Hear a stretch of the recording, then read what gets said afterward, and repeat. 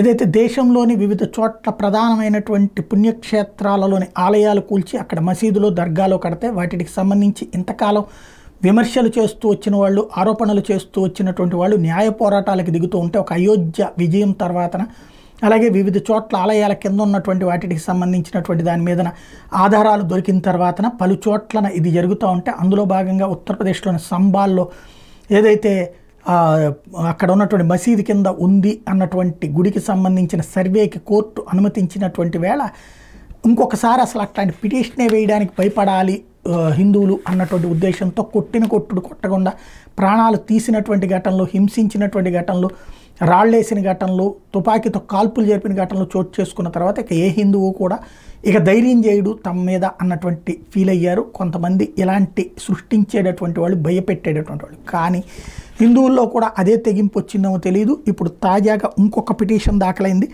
అజ్మీర్ షరీఫ్ దర్గా నిర్మించే చోట ఒకప్పుడు భారీ శివాలయం ఉండేదంటూ హిందూ పక్షం ఇప్పుడు తాజాగా పిటిషన్ దాఖలు చేయడం అంటే ఈ దాడుల భయాన్ని పట్టించుకోవట్లేదు అన్నటువంటి విషయం స్పష్టమవుతోంది.